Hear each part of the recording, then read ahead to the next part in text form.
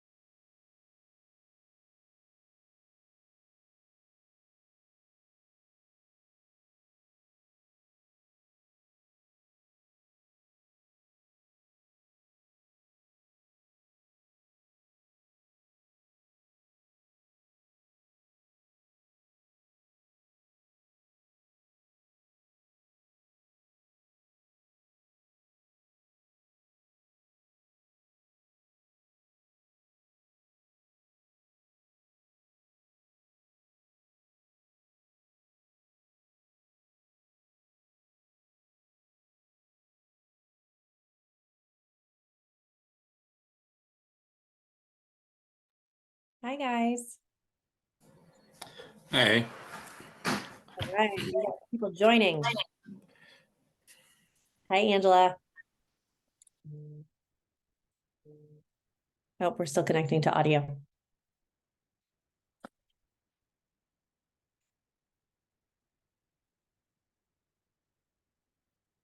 Hello. Hello. Hello, hello, hello. We are waiting on everybody. It is 2 p.m.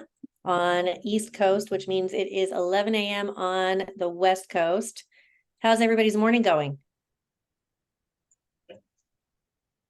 Relatively speaking. So we've got a couple of CyberSells sales folks on here as well. We've got Duggan and Stacy. And we are going to make sure that everybody's on that's coming on, because we're going to jump in. I know that it's the first week was last week, and I know that we're sort of slowly but surely figuring out the platform and getting everybody on board and filling out the things. So we're going to spend about 5 minutes on housekeeping and 5 minutes on feedback so that we can improve constantly as well. And then we'll jump into the meat of what this meeting is on a weekly basis. Does that sound good? Sounds good. All right. So housekeeping, everybody went over your pipelines on last week. How did it feel? I know from Lewis's standpoint, he wanted to murder me through the phone. He was like, no, this is horrible. No, I just no, not murder. Name. Just Not name even maim or injure. No, I just wanted to get some extra help. Absolutely. So Nick is on right now, and he will be able to actually help you go line by line and just sort of set goals and set opportunities to work through that. I also got your email. Happy to work through that. I don't necessarily know if we need to charge you for that extra thing. I think you're okay. It's just a conversation, so don't worry about that. And then Brian's here. Oh my God, you have video. You don't have audio, but you've got video. Still don't have Kevin bought you a Logitech, didn't he? No, they actually fixed it. Oh, good. Okay. So let me get feedback from Angela. How did it feel going through pipeline the way we want it? That's good. Yeah. Very helpful. Mm-hmm. Okay, good. So for our first week, I know that it was a lot of everybody just sort of getting used to it, understanding how the flow goes, what we're after from Monday as a kickoff, Tuesday and Wednesday as office hours, and just getting a little bit of help here and there. And then obviously you can get some surplus hours as well and just get a little bit of assistance moving things forward. And then Friday is really pipeline review. Let's see where we're going. How did that cadence fit for you all? And did you feel like you were, it's worthwhile? I'm getting a nod. All right. Brian, I know that you ended up kind of coming in halfway and doing a little bit of it, but of what you saw, was it useful for you? For what? The pipeline part? Well, you didn't come for the pipeline part that I saw for the whole thing, but you did Right. see the kickoff a little bit. And Yeah, that's good. all right, so pipeline, we do have a recording of that session so that you guys get a full feel on how to fill that out and what we're going for every step of the way. The nice thing that Brian has is that he has a Plenty campaign that's going on right now, which is basically our email automation campaign. And so top of funnel leads are right now going through to his SDR, which an SDR for your reference is sales development rep. So he has a sales development rep that is trying to follow up on those warm hand raisers. As soon as that happens, she is now hopefully already starting to book some meetings on your calendar. Have you gotten anything yet or no?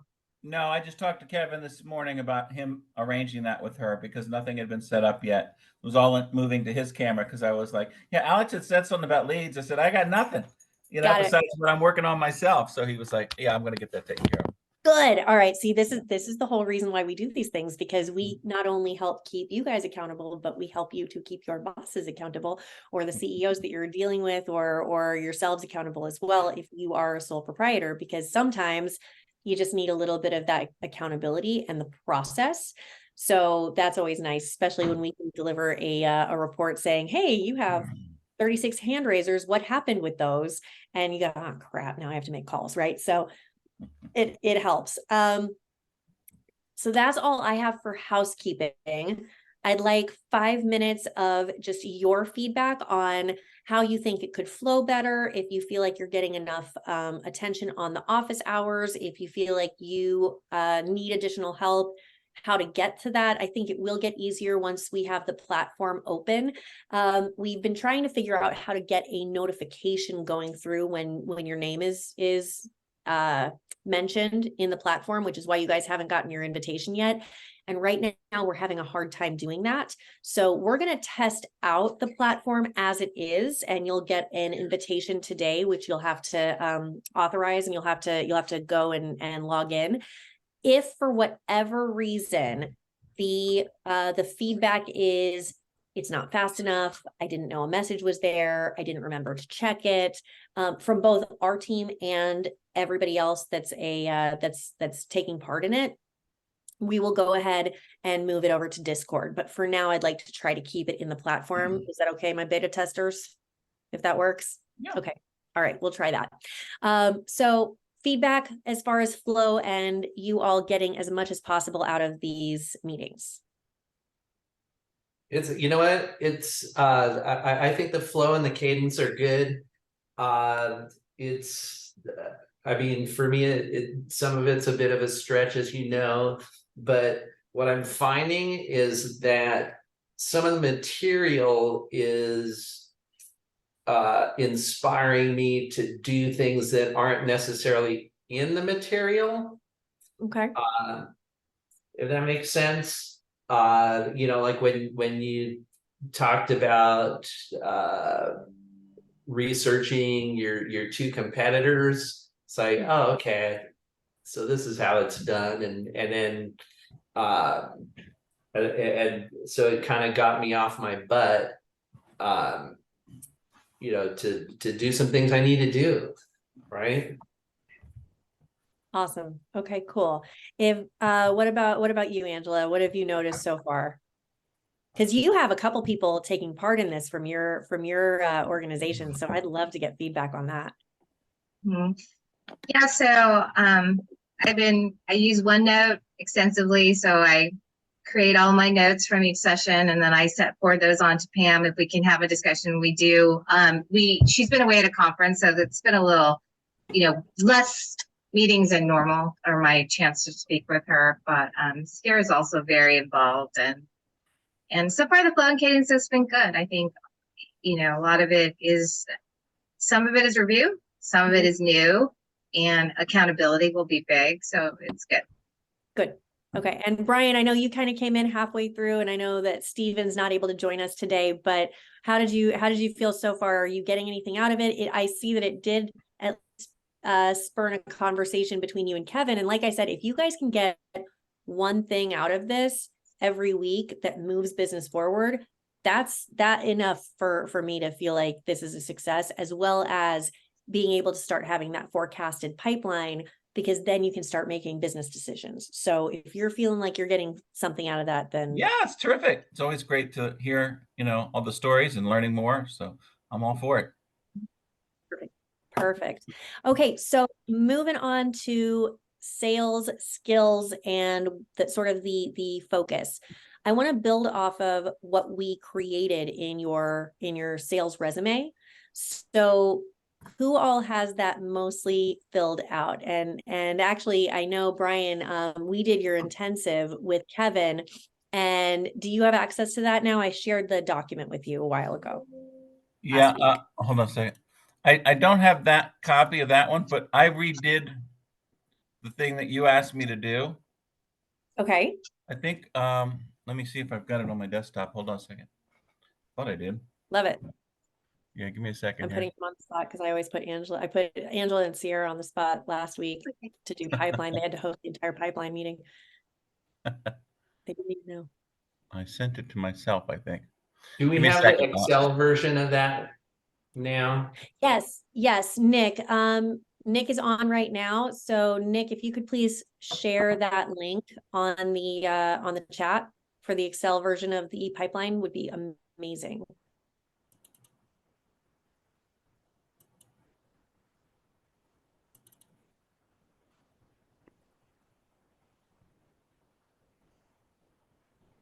And so basically what I want to do is I want to just go over the actual the company resume so that we can get into the pertinent questions to ask when you guys are on calls and when you guys are talking about your value proposition.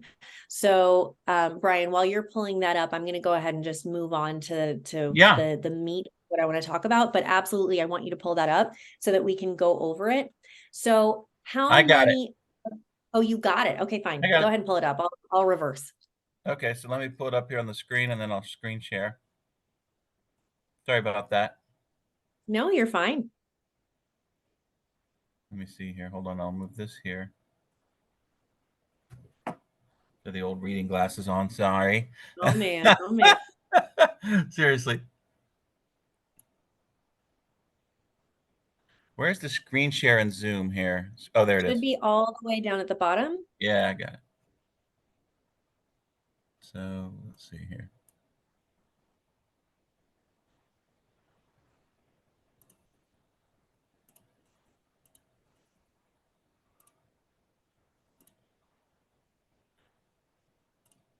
Do you see this now?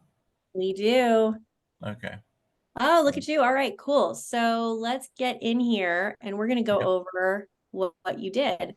So you have your competitors and you have why you're better, which is great, right? And he even knew who those people were. Well, he knew Neo Systems for sure. Kevin did. Because I went over this with him this morning and showed him, and he knew. He wants me to change the phone number to the company phone number like you had mentioned, Alex. Remember, this is your cheat sheet and your tool. So if he wants that, you can absolutely have both. You could have whatever. This is just so that you can remember things, right? This is your cheat sheet for when you're on a call with a potential client or a potential prospect and you want to see if they're a fit for you.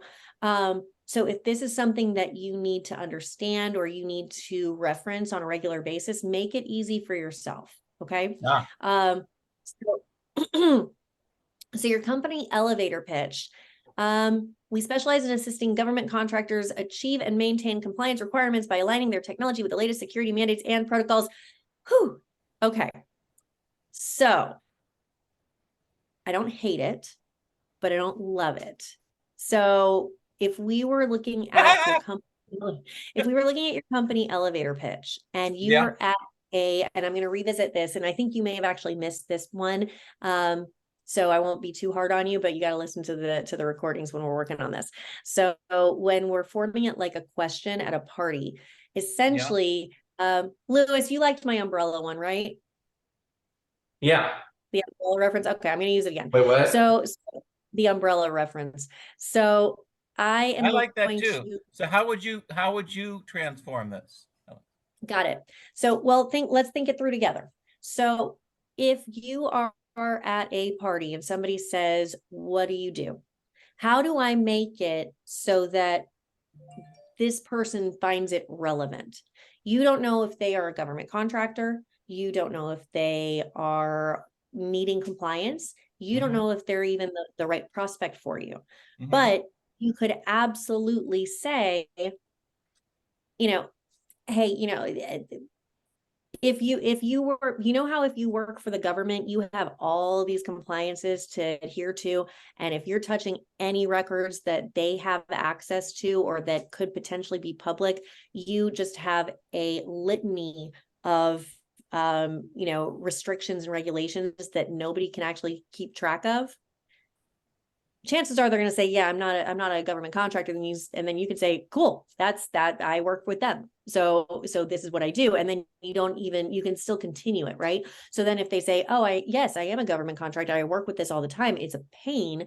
You can say, well, I basically blueprint a way for you to stay compliant so that none of your data is ever at risk and you don't have to face any fines. And then they can go into, oh, how do you do that? Tell me more. Right. So it takes it from, we do all of these things, to, this is the pain I solve for. Let me tell you how. Right. It's not saying all the details of what you do. It's saying the why you do what you do, and not necessarily the how. Love it. Does that make sense? It makes lots of sense. Love it. Okay, so let's work that through in your own language and retype this, right? So what would you say if you're at a party and somebody says, what do you do? Well, I like your blueprint. I love that roadmap thing. You know how if you work for the government, you have all these mandates and rules. Well, I blueprint a way for you to navigate the complexity and meet all the requirements.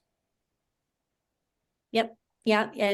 But it's not so much meeting the requirements, it's taking the headache away, right? What's the pain that you solve for? People are scared. They don't want to get audited. They don't want to, it's the Wild West in a lot of ways for compliance. And Angela knows this really well because she and Pam and that team go in and they consult on this stuff, and then they have to find people like you to go implement. So they're addressing these needs all the time, and they're mapping out blueprints as well. But you guys are actually implementing some things. So you guys could potentially have a very similar elevator pitch, but instead of just providing the blueprint, you would basically say, we craft and execute a plan so that you never have to worry about that.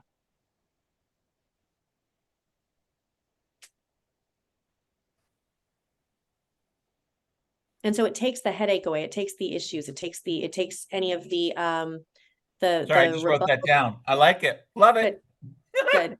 So we've got that. So from there we go into your differentiators, right? So I'll let you roll into your differentiators, and we can talk about those. Yeah, so I talked to Kevin about these, and these are the things that he really wanted to stress, which is, we're trained and familiar with all government security mandates and needed protocols. And an awful lot of companies say that they can help you, but do they actually have the qualified individuals who have the certifications and the training to actually do it? And he said that's our number one differentiator. Is a lot of people say they can help you, but do they have the qualifications to help you? The second is, of course, is dedicated to customer service. No cookie cutter approaches. It's flexible models that fit specific use cases. So we don't stick you in a box. We sit there, and Kevin's big thing is listening to everything that they do and then coming up with a plan based on that. And then last is, personalized service, soup to nuts. We answer calls. We help you with training, dedicated service. We don't leave you on an island where after we've given you this stuff, you're like, okay, what's next? We're right there with you. So those are the three big things that he emphasized to me, at least. Sure. Okay. And so when we're talking about the differentiators, right? So if your differentiator is that you are trained and familiar with all government security mandates and needed protocols, when other MSPs are out there and they are saying, we're going to get you CMMC certified and we're going to make sure that you are the execution is done properly, we're going to go in. How do you know they are not trained and familiar with all government security mandates and needed protocols? I don't know. Okay. So the reason Kevin I say says that, so. right. And now, to be fair, I know that Kevin is educated and is certified on everything, and he's taken all of the needed training so that he can say that. But if you're going to say that, you better dang well back yourself up. So that means that you need to understand what he's been trained on, what certifications we are better at than the other guy, and why some people may say that they are better at it than they are. And it might be a lack of understanding on their part, which that to me is a better differentiator than the fact that you are trained on something, because a lot of people can say that they are, but you can go a step further and say, listen, a lot of people are going to say that they know what they're talking about. But the thing is that we have the certifications, we have the training, we actually get people to that certification standpoint. We literally wrote the book, and we have a couple of chapters in some anthologies I can reference. So now you have the You did write a book too. I know. He wrote a book and he's in a couple of anthologies. Absolutely. So it's things that you can say that back you up, right? So I would go a step further and make those differentiators stick, as opposed to just saying what a differentiator is. And I'm not picking on you, because I know you just got trained and I know you're putting down what he's saying. So I'm not saying it's wrong. I'm just saying, let's go a step further and dig in so that you can say it with authority and you're not just spitting it out. Okay. Yeah, no problem. Okay. Dedicated to customizing your business needs, no cookie cutter approaches here, flexible models that fit your use cases. Well, how flexible are those models? Do you know? Well, basically, he sits there and he does an in-depth examination of their business before he'll propose any solution. So you can't go on our website and just say, oh, I want this, or I want that, or that. You know, every case is individualized. Okay. So is it a tiered approach where he has a certain number of potential packages, or is everything very bespoke? It's very customized. I mean, he's got a package or two that's more generalized, but for the most part, every time, this is what he's told me at least, every time he approaches a business, he delves deeply into what they're doing and then customizes it specifically to what they need as far as their compliance. So he doesn't just sit there and say, oh, well, we'll give you this form, or we'll do that. There's other companies that do that.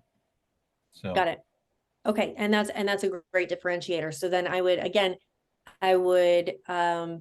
siphon it down a little bit and say, it's very customized. You do have the word customizing your business needs, but what does it mean, right? So is it customizing your business needs, or is it saying we're going to customize your CMMC execution plan to your business needs?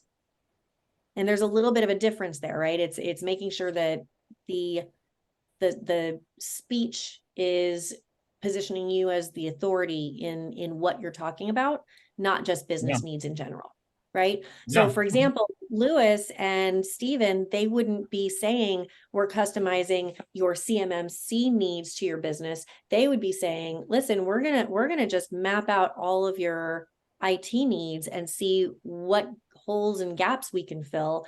Or we're going to say, hey, we're going to be your virtual CIO. So depending on the person speaking and to whom you're speaking, it really matters that you say something like CMMC needs. Does that make sense?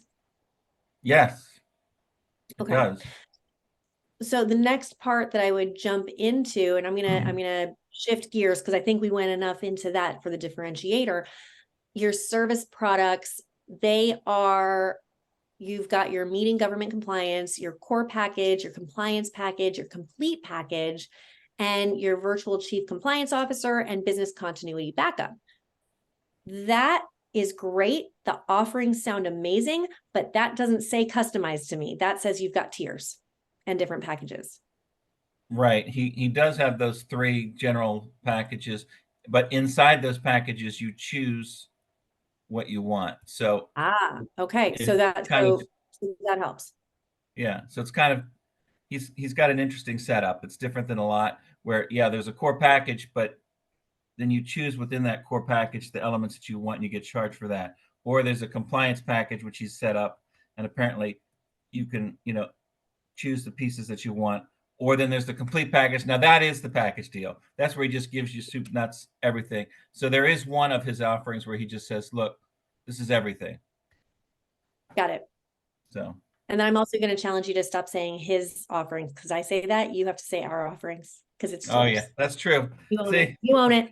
Yeah. All right. So I swear I'm not picking on you. I really did. I picked on Angela and Sierra on Friday, like too much. So That's I can't do it on Monday. So, so who is my buyer? We've got CEOs, owners, and IT directors. Yep. On the IT director front, are they inexperienced with CMMC, or are they people that know what they know and they know what they don't know and they know they need help? The IT directors, they, from what I understand, there's a variety of different IT directors, some that know something about, these compliance mandates, and others that don't know anything about it. They're more technology oriented, which is, plug and play technology solutions, not compliance. Got it. Okay. So they're overall IT, and you're coming in as sort of that additional execution because they don't have that knowledge. Yes? Exactly. Got it. So it's your job then to make the IT director look like a rock star. Yes.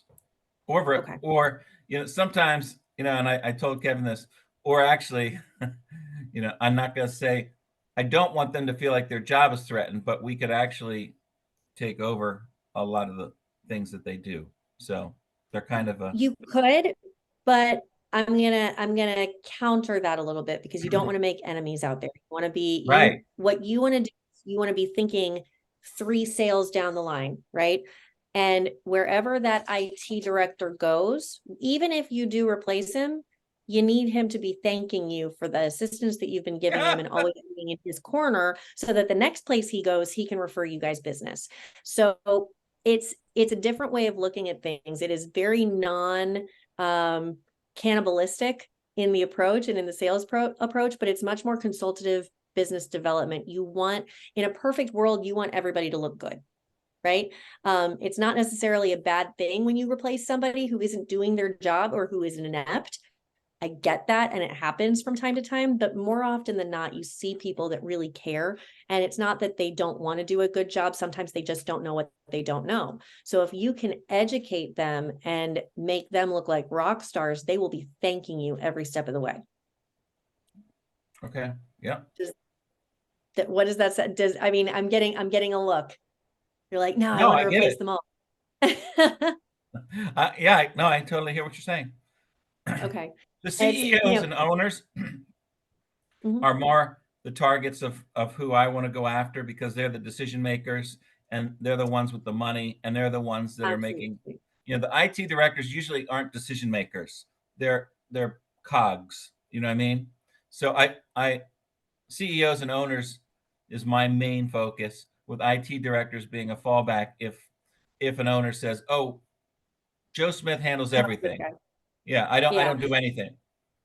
What size of an organization are you talking to? We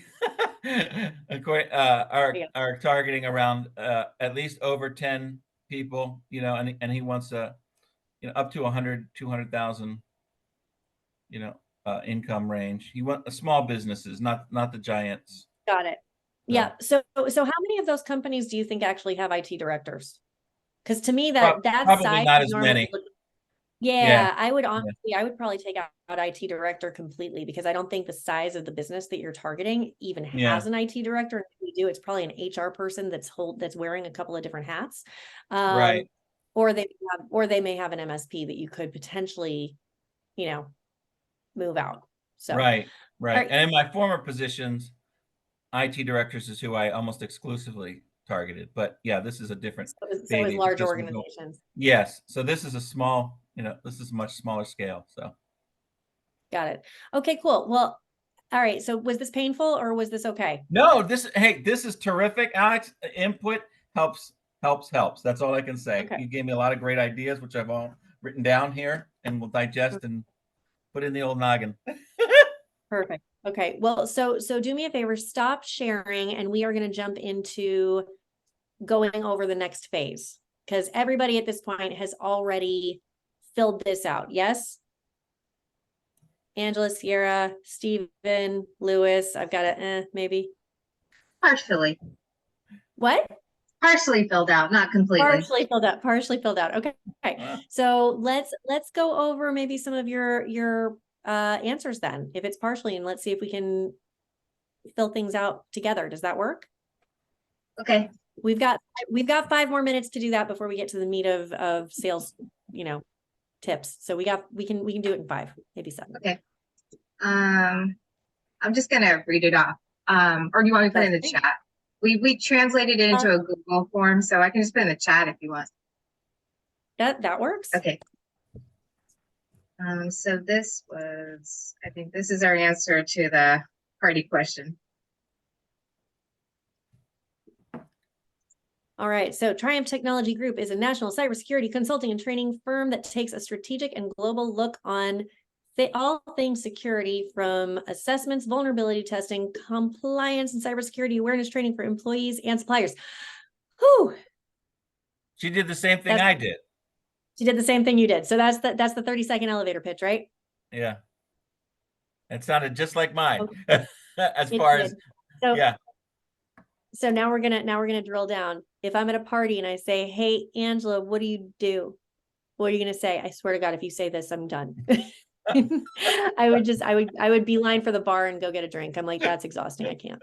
So, and Pam's actually, I see Pam on here. So she's actually really good at saying her elevator pitch, because she doesn't speak. She's speaking more to women business owners, and she gets real passionate, right? So I'm not letting Pam answer this. Angela, this is you.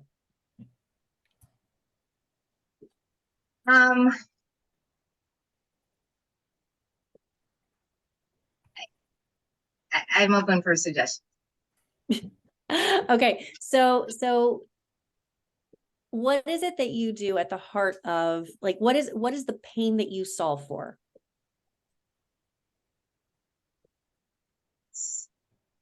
Cybersecurity, technical vulnerabilities, protection. And it's all cybersecurities, right? So it's not just compliance, it is risk vulnerability, it's tech vulnerability, it is patching the Website. holes. Yep. It's identifying where all of the potential cyber threats are, so that you can sleep at night, right? That's what you do. So you could literally, and I'm not even being cheesy about it, you could literally go to a CEO and say, if somebody says, "What do you do?" you can literally say, "Okay, that feeling you get at 2:00 in the morning when you wake up and you wonder if the toaster's on, because you don't know if there's any like threats coming through, or if you're going to get hit with something or ransomware, or your website is vulnerable, and you're just, all of the pieces aren't tied up with a pretty bow, so you just don't know, and you've got the questions of, what do I do next?" Most CEOs that don't have this are going to go, "Oh my God, yes, I have no idea what's going on," right? Like, they're going to be like, "Yeah, that's exactly what I go through." You can say, "I make that go away." And then the next question is, how do you make that go away, right? And then you can have that conversation with, we consult and we do vulnerability testing. We make sure that you don't have any of those gaps. But if you do, we make a path and a plan so that we can get all of that squared away. And we find resources for that to happen if you don't have anything in-house. That's a pretty powerful statement versus, I don't know, but what do you think? Do you like that? Or would we change?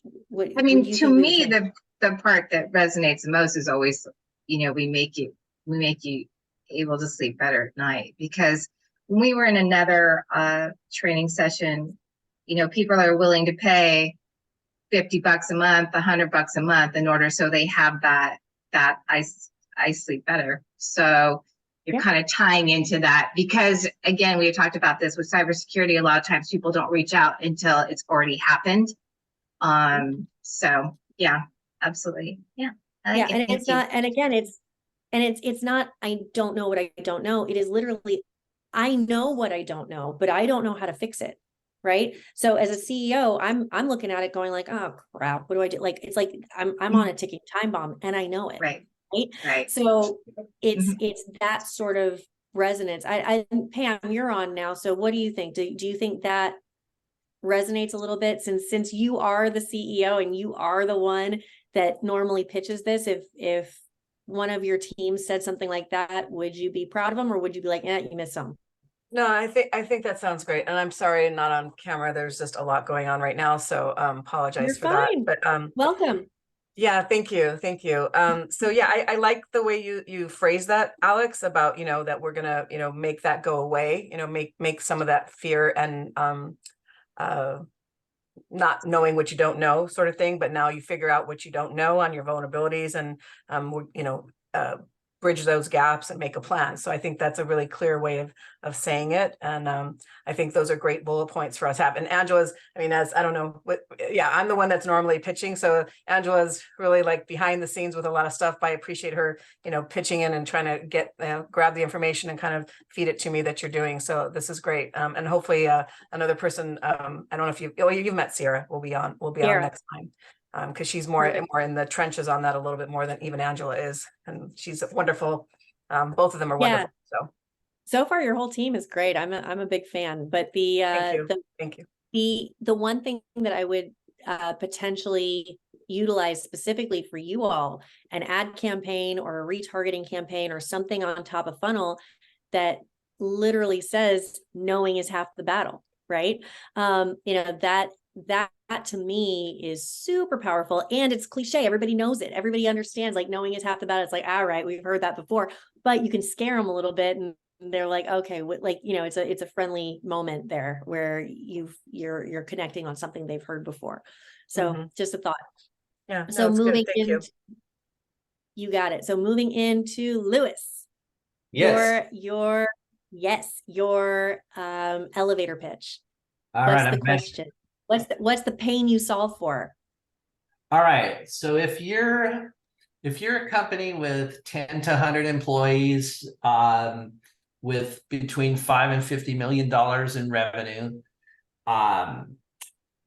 we give you everything you need wherever you go on whichever device you choose.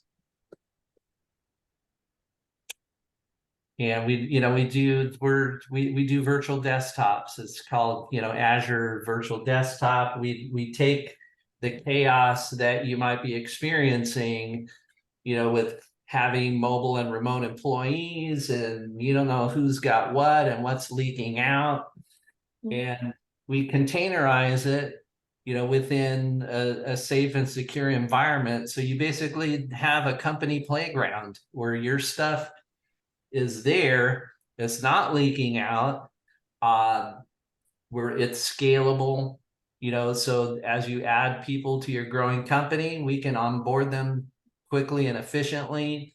You retain all control over the data, and it's safe, secure, and easy for you to use. You have some amazing nuggets there. I would encourage streamlining it a little bit and tightening it up. But I love the we control the chaos of cloud services. I think right there, that could potentially just be what you do, right? So when you have, and you don't even need to say the size, right? Say you have 10 or more employees that are logging in from multiple different devices. It's so hard to control everything that is happening on all of those devices and how they're accessing their cloud applications. We control the chaos and we make it completely secure. Right there, that's it.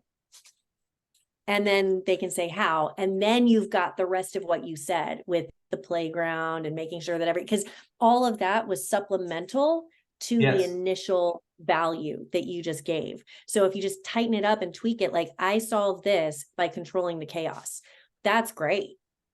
How? Well, I kind of, I was ad-libbing because you were looking at me like you wanted some more, so I kept going. No, you were good. It's just it was really good nuggets. You just need to tighten it and put it in the form of when you move forward from this and you really have it tight, you don't necessarily have to put it in the form of a question. But I always, at the very beginning, when you're formulating this, you want to put it in terms of a relatable conversational tone. Yeah. And it just helps so much.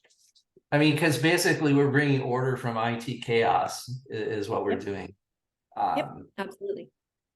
Yeah, I love it. I think that's great. That's a good tagline. It's a good elevator pitch. You just have to tighten it up and form it as the pain that you have. I solve it by doing this. And then you don't say how, you just say, I solve it. Right. So moving on. Oh, I got a thumbs up from Angela. Sweet. So moving on to the meat of the meeting, we are going to go over some basic sales tools that I'm going to, and I told you guys at the very beginning, we are going to be back to basics. A lot of this is going to be review. I just sometimes look at things a little bit differently than maybe a previous sales trainer or pipeline forecaster would do in the past. So while we're forecasting and while we're working on our exact elevator pitches and the way we talk and the way we speak to people, we're also going to go into how do we question them. So I can't do show of hands because some of you are sharing videos, some of you are not, but you can do a thumbs up or a waved hand or something in the meeting. How many of you have business development and hunting calls scheduled for this week? Yes? All right, so we've got Stacy is a yes, Angela is a yes, Brian is fuzzy, so I'm not sure. I'm gonna hopefully I don't know why have it's him fuzzy. I don't know why it went fuzzy. That's why I turned the camera off. I'm like, now what's going on? I mean, at least you got one. Pam's a thumbs up. Lewis, do we have any calls scheduled for new prospects? Like actual, new prospects? Yes. I'm stuck on how to find those new prospects. All right, so who on this team has had issues with hunting and finding prospects? Or do you have any outbound hunting activities happening right now? Brian, you can't say that you have your SDR working because I already know what she's doing. So Angela and Pam, I just want to say something. I just want to say, Lewis, you're so personable. You come across so warm, and this is just through Zoom. I know a lot of our initial starting point has been with Pam attending conferences or any type of meet and greets. But if you could just be, I think, live with people, I think you would definitely make connections. Well, I went to a local BNI meeting last Thursday, and I scheduled a couple of one-to-ones, face to face. And I actually walked into 2 different businesses, just to introduce myself. But it's kind of, I need a system, and I mean, Alex, I wrote to you about what I pulled out of the general contractors group. So I'm kind of sort of getting to the starting line, maybe. Yeah. But listen, you're also redefining your services and you're doing it in a brand new geographic territory. So to me, you're not behind at all. You are literally coming through this whole reinvention of what your services are. And frankly, no offense to you guys, you had the best elevator pitch that we have, right? It's so far, you were able to tighten it up. All you got to do is put it to a question. And that's why I'm picking on you a little bit, because your elevator pitch is down, right? Now it's time to move on. I think that not everybody has a Pam going out and speaking on their behalf. And so when you have to do the elevator pitch plus the speaking plus moving things forward on the pipeline, it's a lot. So I think what's going to end up happening is systems have to get put in place. And that's why I wanted to talk to you guys all about hunting, because I know this is getting recorded. So Sierra gets to do this a little bit. Pam, again, you're not always going to be on a stage. So we want to top funnel that pipeline a little bit. Brian, I know you're just getting started over at Resilient, and you can't always depend on your SDR to just plan your calendar for you, because she needs, So I think one of the events. That's why I wasn't there on your last call, because I was at an event. So when you go to these events, and not all things have to be in-person events, but that tends to be where the first piece starts, right? Like we get a lot of our leads from me speaking or our team going to events and just doing top of funnel lead, flow. So that's how I met 3 out of the 5 people in this group. So, that is, one of the best ways to do it is to get out in front of people. My question is, when you get out in front of people, what's your process?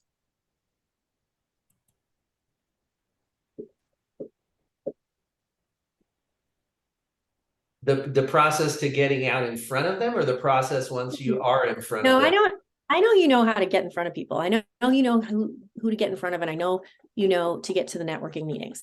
Now, that is not sophisticated top of funnel, but I'm going basics, right? Like let's talk basics and move up from there, right? So we'll graduate.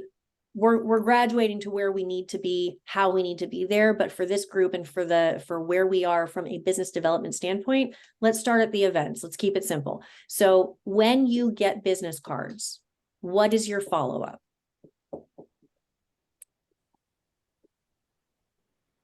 Well, I'm not going to tell you what the actual follow-up is. I'm going to tell you what it should be, which is go on to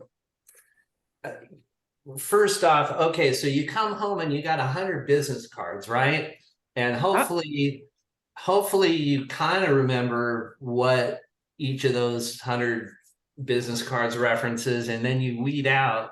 You don't have to send emails to every single one of them or call every single one of them, because not everybody is your ideal client, and maybe you shouldn't have got their business card in the first place. But so you gotta pick out, I would say, the ones that are your tribe. And then I would say first thing to do is send an email, say, hey, it's great to meet you, blah, blah, blah. You point out something that you learned about them when you met, and you say, how about, a quick call in, give a time frame, like, what's your schedule like this week, blah, blah, blah. And then you call them.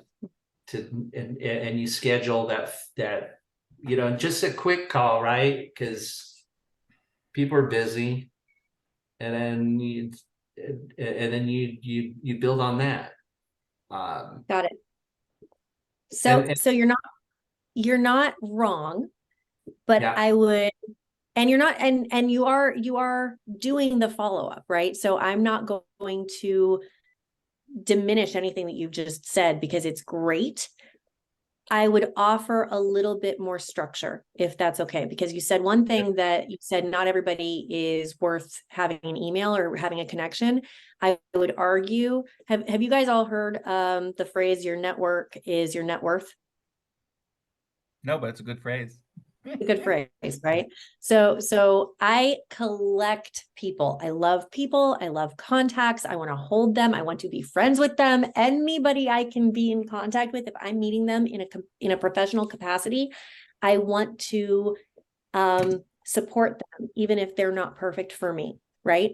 And it leads to some really cool conversations. Now, I also know that my time is very valuable. So what I would offer is a sequence of tasks and a sequence of processes so that you can optimize this as quickly as possible. So let's use Lewis's example of you get 100 business cards and you have notes on 5 of them because you had really good conversations with these 5 people. I would say as soon as you get home, you connect with all those people on LinkedIn, if you didn't already do it at the networking event, and do exactly what he said. You send a real nice note and you reference something that you spoke about and you put it inside of your CRM. Now, Lewis, I know you don't have one yet, but you will. So for now, it goes on an Excel sheet. For everybody else, it goes straight into your CRM and you put the notes that were on the back of that card. And just the 5, right? Sorry, just just those 5. Okay. Yep, just those 5. Now, what I also would do is if you don't have one of these, I would invest in this. It's just a little device. You can use it and you can hook it up to your computer and you can funnel cards into it and it'll automatically go into a into a CSV, or you have an app on your phone that does the same thing. And you can funnel those cards for the non-5 into a CSV. Angela already has one. She's thumbing up at a girl. So we put those into a CSV and we upload it to our CRM. What I want you to do at that point is I want you to put a 5 email cadence in place where you don't necessarily have to make the phone calls, but you do have to connect with every single one of those people. And you need to say, you can identify them as maybe they're not perfect for me, but they might know people that could be perfect for me. And I would suggest you connect with every single one of those people on LinkedIn. So once you connect, now you don't have to comment. You don't even have to follow up. It's always nice to have, hey, it was great meeting you. Let's stay in touch. Keep it simple. And then just put them in a cadence so that they get automatic emails. So it seems as though they are hearing from you one-on-one, but really 95 people are getting the exact same email. It was great to meet you. Let's keep in touch. Let me know if you have any questions, or here's a little bit of information about what we do. Feel free to book a meeting. Now, for those 5 that were sort of your tribe, as you put it, Lewis, right? You have those people that are your tribe. They get a very different message. That message is, let's set up a call. Let's set up a coffee. I want to take you to lunch, whatever it is, so that you can move business forward on that and say, I think we're a good fit. I think I saw some synergy. I'd really like to, to move forward with you and have that conversation and get down to the crux of what I could do to help you and how we could benefit each other. That is a different cadence, but you need to have a constant follow-up. And Stacy, I'm going to put you on the hot spot because she knows my cadence. How many times are we talking to those people that we would call warm leads? 8. 8. All right. So we have an 8-day touch strategy where you have a follow-up and you're trying to get them on a meeting. If they don't respond, that's fine, because you're going to keep on touching them 8 times. Now, as soon as they respond, you put them into a sales funnel. The ones that you identified that may not be a good fit, those are the ones you're going to say, hey, it was great meeting you. I would love to set up a time to discuss with you how we can move business forward, right? Not necessarily that they're a good fit, but kind of like a BNI meeting. If you are going to take the time to take their card, they're trying to move business forward as well. So don't take their time for granted, but make sure that your time is not taken for granted either. So if you can schedule one casual meetup, Zoom call, coffee, whatever per week with somebody new and say, how can I help you? How can you help me? Let's get referrals. And then if they take you up on it, then it's a question of, all right, listen, I'm gonna ask you for this because I think we can both help move each other's business forward. I'd love for you to give me 2 warm referrals. Who can expect my call? Right? And get to that point where these people are starting to connect with you and you are having one coffee or one lunch or one meetup, Zoom, whatever, per week. It's not that much time, right? But that 30 minutes or that hour could pay dividends as you expand your network. So when I say your network is really your net worth, I truly mean it, because you're going to have that 8-day touch strategy on the really hot leads. And then you've got the 95 other people that either could potentially be hot leads because you didn't really have time with them ahead of time, or they could at least get you referrals, and so could the other ones. So what do you guys think of that? I want to just ask you a quick question, Alex, on Sure. that. Is it 8 touches, like 8 emails, or what do you consider the 8? Actually, I'm going to let Stacy take this one because we have gone over the cadence a lot, and we actually are going to be uploading our 8-day touch strategy so that you all can download it and put it into your CRM and implement that as well, probably in the next week. So we have no problem with the what right now. I mean, we have, all things that we need to improve, of course, but right. Just as far as getting the meetings and then moving them past that first initial meeting, because that's where I think, well, again, it's putting it into organizational part. We have the CRM at this point, and we've got the CRM plus an Excel sheet, because there's different things in different categories. But the getting it to the closing line, and getting, people who are not having an issue today, that's I think one of the issues that we're having too. Yeah, and that's going to be a lot of the nurture, right? So putting them into a nurture cadence. So that's a little bit separate, right? So that comes after the top of funnel, but for a top of funnel build, and I'll put it to Stacy and or Duggan, whoever wants to volunteer on my side, to go through what that looks like. But it is 8 touches. So it is not necessarily 8 emails, but it's 8 days of communication. Okay. Some are going to be an email and a phone call. Some are going to be no email, but a voice, or I'm sorry. Wow. I just screwed that one up. So I only write the thing. I don't actually do. No, I'm joking. So we have an email, a call, and a voicemail.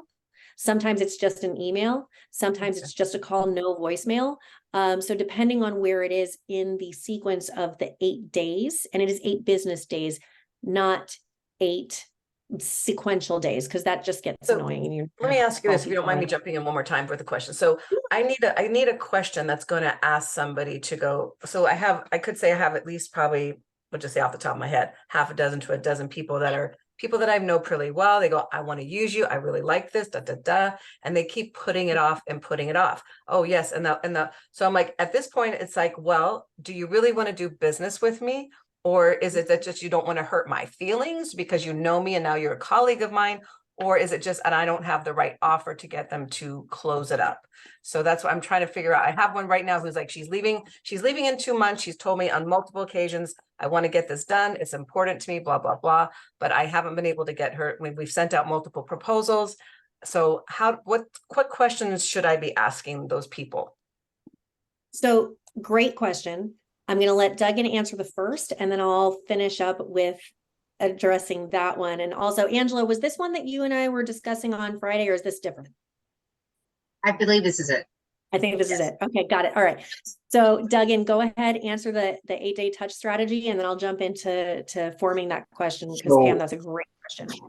I think, hi, by the way, I'm Duggan. I think it kind of goes hand in hand. What is the point of the 8-day touch strategy, right? Is it just to do it, right? Or is it to get the sale? So I think my answer coincides exactly with what Alex is about to say, right? And it's just to get to the sale, because we can have a process in place. A process is just a process if there's no result, right? So that's what I wanted to say about that 8-point touch point, but I don't want to steal what I know. Alex has something. I don't want to talk over her. So go ahead, Alex. You got it. All right. So thank you, Duggan. What I want to say, Pam, and this is perfect because we have 3 minutes left in the meeting, and I think it's pertinent to what everyone deals with. It's having them rephrase why it's important, because if they're not committing to a meeting and they are not moving forward, and you're finding yourself chasing them, it's important to do 2 things. One, establish the sense of urgency and what happens if they don't do what they say they need to do. Right. So if you at the very beginning of the discovery call have established the budget authority need timeline band, but you've gone a step further and you've said, okay, what happens if we don't get this done in the timeline that you've picked out? It not only establishes you as the expert in the field, which you've probably already done, but now you are also going to keep them accountable. So similar to how I keep you all accountable, it's the same thing. You have to keep them accountable to themselves and to you. So it's going back and saying, well, listen, Stacy, this is, you said you needed this done by XYZ because you're going to start getting audits after that time frame. If you get an audit and this is not done, what does that mean to you? Well, it means fines, it means headache, it means you're coming out of pocket. If you can tie that to revenue or to hitting them in their pocket, that's always great. But it also will help the cream rise to the top, because if they're not that serious and they don't want to hurt your feelings, they won't be able to say why they need it, right? And it won't be something that you could even reference and say, listen, you said that this was important because XYZ. Has that changed? And if they say, you know what, it has changed, it's just not our priority, it's not our initiative right now, then and you can move on, you can revisit this in 3 months. But if they say, oh yeah, you know what, that is true. Listen, you're going out of town. It's going to be another 2 weeks. Then you're going to have to commit. Then you're going to have to get to the next step. Then we can move in and actually do the service for you. That's going to put you at deploying 3 months out. Can you afford that? And then it's you coming through a little bit stronger, which you may have already tried this tactic, Pam. You let me know, but it always makes it feel like you've got a little bit more of a strong conversation when you can go to them and have them tell you why they need your service and come back and say, yeah, you know what, I did say that. What do you think? I like that about having them kind of stress the urgency. I think I'm a real soft sell person when it comes to this side of things. I've never been a hard sell type of person. So that's me sometimes saying, okay, I'm trying to be too nice and I don't want someone to bite off more than they can chew financially, also when it comes to the small, mid-sized business. So, but I like the idea of having them repeat, like tell me why this is important. You keep telling me, this is important to you. Tell me, because again, if we wait and we're not getting this done before the end of the year, it's not happening till first quarter, second quarter, and that's probably too late for some of the things. So I think that's a good thing about having them re-express their needs and their wants. Yeah, and it's one of those things where it's a lot easier to do your job. It's not being a hard salesperson. It is being consultative in nature, and it's just doing your job, right? Mm-hmm. Like they want to pay you to do this. They're at a vulnerability. You don't even know what kind of vulnerability they're at, but there's something there. So right. if they want that, and if they are expressing the need for that, and you can have them say, yeah, I really need that because X, Y, and Z, and I have to have it by this time frame. Your job is just so much easier to closing a deal should not be that's the fun part. That's the part where you get to start working with somebody. And when people are challenged from a sales perspective, it kills me, because it's like, listen, what ends up happening is you're either not producing the value for them, or they have other priorities. And if they have other priorities, that's fine, but make them say it to you. Because if they can say it and they can verbalize like this just isn't high on the list of my priorities because I have this, this, and this, then it's your job to go back to the beginning and serve the value. And I think one of the other things that I'm realizing too is when you're selling to people who are not technical, trying to sell them on something that's, technical and strategy, it's really explaining to them, look, trying to have them understand, what exactly that we're doing without giving them everything that we're doing but explaining to them, because as the saying goes, a confused buyer, whatever that's saying, confused buyer doesn't buy. So if they're confused about what we're selling and what we're doing and don't really understand it. So that's where I'm trying to see if there's any way we can even make it more simple, because I think we have it pretty simple, but still I know there's this kind of deer in the headlight look that we get that's still I know I want it, but I still don't understand it. But trying to make it understandable so that it's easily for non-technical people.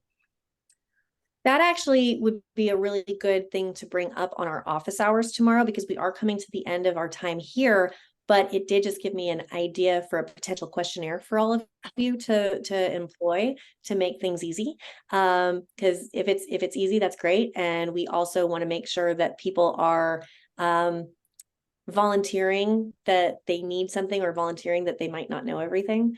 So really good session today, guys. I hope you all got something out of it and took some nuggets home. The recording will be available for you again, as always, tomorrow, and we will also get those invitations out to everyone on this call, plus an autopilot, to get onto the platform. We'll see how that platform works. But other than that, I will see you tomorrow. Thank you so much, Alex. Really appreciate it. Thank you. Bye, guys. Thank you. Bye. Thanks, Bye now. Alex. Bye. Bye.